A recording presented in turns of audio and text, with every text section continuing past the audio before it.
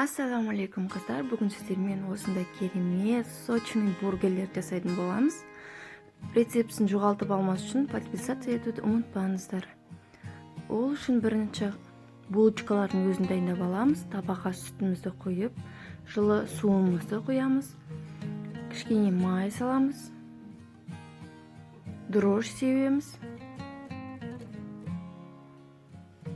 Жақсылап араластырып аламыз.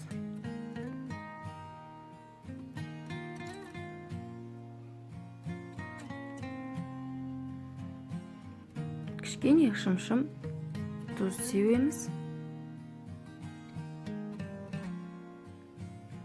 Електен өткізген дайын ұндарымызды салып,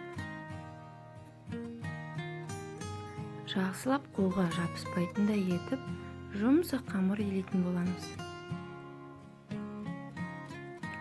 Қамырымызды көп илеген сайын қамыр өте нәзік болып шығады. Міндетті түрде көбірек илеңіздер.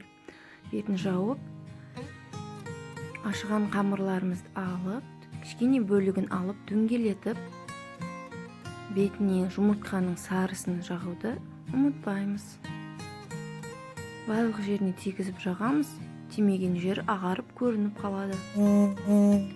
Бетіне кішкене күнжіт себеміз. Қызып тұрған табамызға майды құямыз. Фаршымызды алып,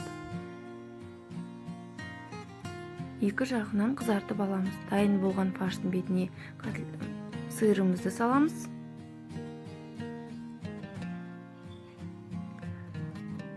Дайын болған булочкаларымызды ортасынан кесіп,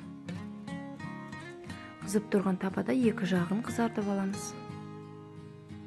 Соусымызға майонез бен кетчуп, дайын болған булочкаларымыздың бетіне жағамыз. Көкөністерімізді саламыз.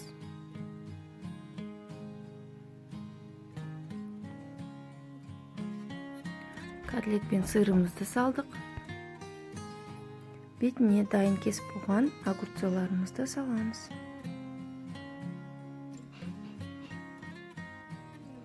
Кішкене соусымыздан жағамыз.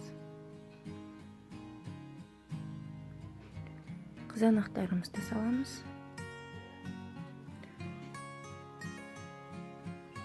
Әркімнің қалауы бойынша пияз салсаңыздар болады, егер ұнатсаңыздар.